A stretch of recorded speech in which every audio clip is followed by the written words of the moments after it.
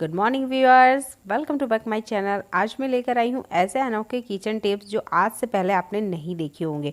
Video बहुत ही useful है, तो वीडियो को एंड तक ज़रूर देखिएगा। वीडियो अच्छा लगता है तो वीडियो को लाइक और शेयर ज़रूर कर दीजिएगा। चैनल पर पहली बार आ ही गए हैं तो चैनल को सब्सक्राइब भी कर लीजिएगा। चलिए स्टार्ट करते हैं आज का यूज़फुल वीडियो। तो पहला यूज़फुल टिप है मेरा किचन से ही जुड़ा हुआ, और किचन में ये बहुत ही काम हम लेडीज़ों का ज़्यादातर काम ना किचन में होता है। हम कभी कभी 3-3 टाइम तक खाना बनाते हैं, सुबह का नाश्ता, दिन का और शाम का। तो हमारे साथ ऐसा होता है कि है ना, हम खुद का दवाई लेना ही भूल जाते हैं। तो हम इसे ऐसी कौन सी जगह रखें कि जो हमारा दवाई है वो हम टाइम पे ले पाए। क्योंकि अक्सर हम लेडीज़ों के साथ ऐसा होता है, हम सबका तो ध्यान रख लेते हैं पर खुद का ध्यान नहीं रख पाते हैं। ऐसा मेरे साथ हुआ, तो हो सकता है ऐसा इंसिडेंट आपके साथ भी होता हो। तो ये टिप मैंने आपके साथ शेयर करी है। तो जब भी आपको दवाई लेना है या आप कभी कभार दवाई लेना भूल जाते हैं, तो इसे ना हमेशा किचन स्टैंड पर रखें। यानी कि आपको किचन काउंटर के आसपास ही रखना है। जब भी आप किचन में आते हैं और अगर गलती से आप दवा लेना भूल गए हैं या याद नहीं रहता है, तो ये वाला ट्रिक आपके बहुत ही काम आएगा।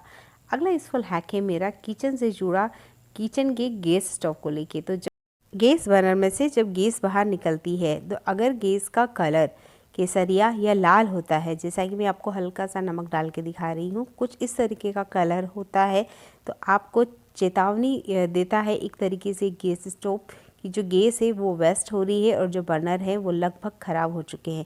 तो इसकी क्लीनिंग करना बहुत ज़रूरी है। तो यहाँ मैं आपको घर पे ही इसको क्लीन करने का तरीका बताने वाली हूँ। तो बर्नर को ना टाइम टाइम पे हमेशा क्लीन करते रहें, इससे आपकी बहुत सारी गैस की बचत होने वाली है। तो यहाँ मैंने लिया है नमक और इसे अच्छे से मेल्ट कर लिया है। लगभग 1 मिनट हाई फ्लेम पर पानी को गर्म किया है, और जैसे ही पानी में कुनकुने यानी बुलबुले आने लग गए, मैंने गैस को बंद कर दिया है। और जो बर्नर है ना, वो दोनों हमने इसमें डाल देना है।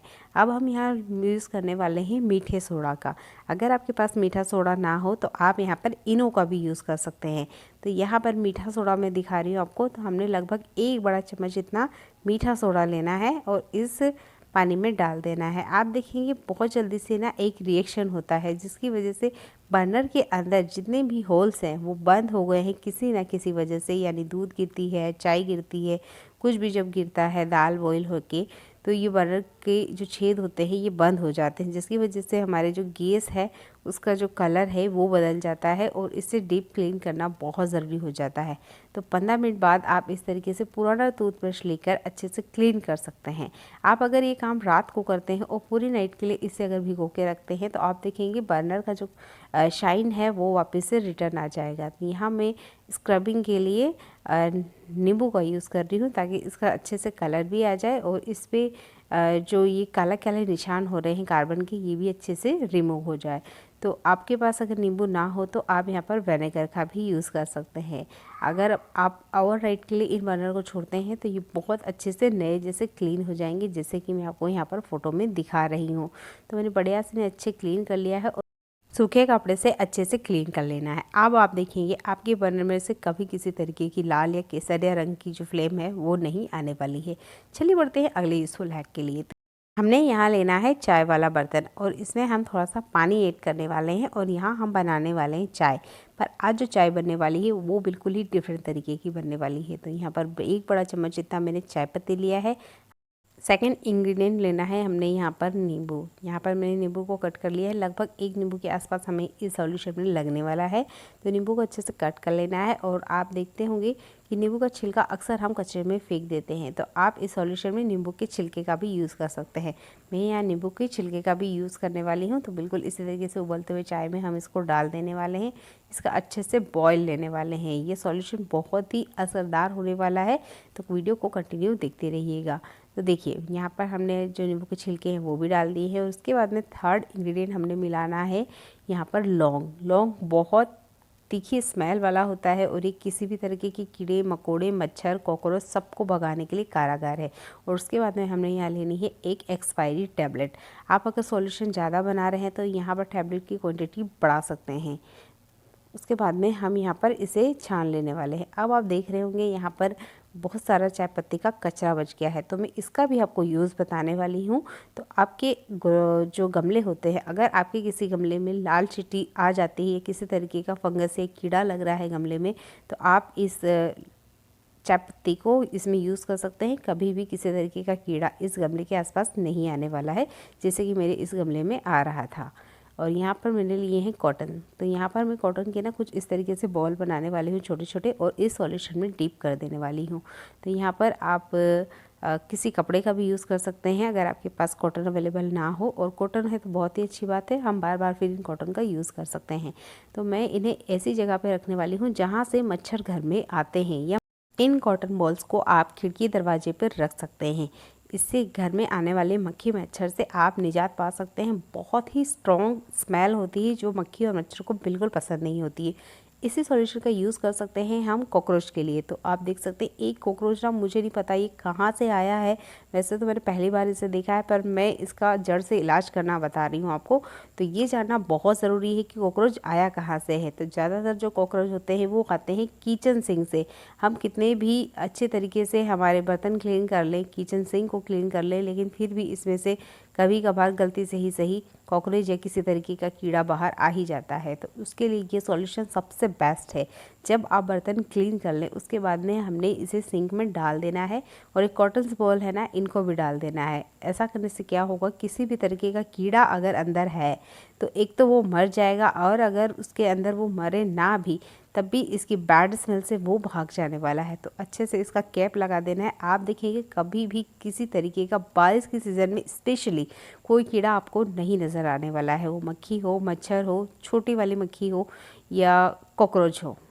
अगला यूज़फुल हैक है मेरा बच्चों से जुड़ा हुआ, जो हर घर में यूज़ आने वाला है। तो जो हमारे बच्चों की बोतल होती है, अक्सर इन्हें ध्यान से देखेंगे तो आप देखते होंगे इसके आसपास बहुत ज़्यादा लेयर बाय लेयर गंदगी जमा हो जाती है, जो आसानी से निकलने का नाम नहीं लेती है। तो इसको निकालने के लिए हम यहाँ पर कोलगेट का यूज़ करेंगे। वैसे तो हम कोलगेट का बहुत तरीके से यूज़ करते हैं, पर आज मैं इसका बोतल पे यूज़ करके दिखाने वाली हूँ। तो ये मेरे बच्चे का बोतल है, और देख सकते हैं इसको जब वो बार बार पकड़ते हैं तो इस पर जो दाग बन गए हैं ना, ये नॉर्मल बर्तन लिक्विड और बर्तन धोने के स्क्रब से क्लीन नहीं हो रहे थे। तो मैंने यहाँ पर इसका टूथपेस्ट से यूज़ किया है, यानी कि टूथब्रश पे मैंने टूथपेस्ट लगाया है और अच्छे से इसको डीप क्लीन किया है, अच्छे से इसको रब किया है। और मैं देख के खुद भी हैरान हो गई कि ये बहुत अच्छे से क्लीन हो गया, जो नॉर्मल तरीके से हो नहीं पाता है। इसके छोटे छोटे हिस्से हैं, इनमें तो बर्तन स्क्रब हमारा जाता तक भी नहीं है। और बोतल का ये जो निचले वाला हिस्सा होता है ना, जब बच्चे इसे बार बार रखते हैं तो आप देखते होंगे यहाँ पे भी बहुत ज़्यादा काले काले निशान हो जाते हैं, जो नॉर्मल तरीके से क्लीन नहीं होते हैं। तो आप ये कोलगेट वाला ट्रिक यूज़ कर सकते हैं और बोतल को बिल्कुल नया जैसा वापस चमका सकते हैं। देखकर आप भी हैरान हो जाएंगे कि कोलगेट से इतनी अच्छी क्लीनिंग होती है। और अगर किसी तरीके का बैड स्मेल बोतल में से आ रहा है तो उसको हटाने के लिए तो ये तो सबसे बेस्ट तरीका है। तो आप बोतल को आप देख सकते हैं। तो ये वाला बोतल ना बहुत अच्छे से क्लीन हो गया है, और जब भी मुझे लगता है कि किसी तरीके की बैड स्मेल बोतल में से आ रही है तो मैं कोलगेट वाला ही ट्रिक यूज़ करती हूँ, क्योंकि कोलगेट का वैसे भी हम यूज़ ब्रश करने के लिए करते हैं। तो आप इसका बोतल में डेफिनेटली यूज़ कर सकते हैं बिना झिझक के कि इससे किसी तरीके की बैड स्मेल आने वाली है। बहुत अच्छे से आप इसे रब कीजिए, क्लीन करिए, और आप देखेंगे कि हर तरीके की बोतल पे ये काम करता है और दाग चुटकियों में क्लीन हो जाते हैं। तो बिल्कुल परेशान होने की ज़रूरत नहीं है। बच्चों की बोतल क्लीन करने के लिए सबसे बेस्ट तरीका है। आप रिज़ल्ट देखकर खुद जान सकते हैं कि इसको साफ़ करना कितना आसान हो गया है। तो चलिए बढ़ते हैं अगले यूज़फुल हैक के लिए। बारिश का सीज़न आते ही सबसे पहले जो मार्केट में आता है वो है मकई, यानी कि भुट्टा। और इसकी आज मैं आपको बहुत ही अनोखी और यूनिक सी रेसिपी बताने वाली हूँ, देखकर आपको बहुत अच्छी लगने वाली हूँ, और बहुत ही सिंपल सा तरीका मैं आपको बताने वाली हूँ। मिनटों में रेसिपी बन के रेडी हो जाएगी। तो यहाँ लिया है मैंने हरा धनिया, अदरक, लहसुन और एक बड़ा हरी मिर्ची। हरी मिर्ची बहुत ज़्यादा तीखा है इसलिए मैंने एक ही लिया है, और जीरा और नमक स्वादानुसार। इसका हमने पेस्ट बना लेना है। अब आप देख रहे होंगे यहाँ मैंने पहले ना चटनी बनाई है। अब ये मैंने ऐसा क्यों करा आप देखकर आश्चर्य भी होंगे, और आपको बहुत यूज़फुल टिप भी लगने वाली है। तो जब भी हम चटनी पहले बनाते हैं तो आप देखते होंगे इसमें ना बहुत सारा अभी भी चटनी बाकी रह गया है, और इस चटनी का ना हम यूज़ कर सकते हैं। वो कैसे? तो यहाँ पर जब भी हम मकई के दाने पीसेंगे तो जो अलग से हम मसाला मिलाते हैं ना, वो सब मिलाने की अब आपको ज़रूरत ही नहीं होगी, क्योंकि इसमें बहुत सारा तो पहले से ही रहता ही है। जैसे हम सिंक में यूँ भी फेंकने वाले हैं, उसका हम यहाँ यूज़ कर लेने वाले हैं। इसके बाद मैंने फिर से यहाँ पर एक हरी मिर्ची और नमक स्वादानुसार मिला लिया है, और इसका हमने अच्छे से फाइन पेस्ट बना लेना है। तो देखिए हुआ ना एक के साथ दो काम।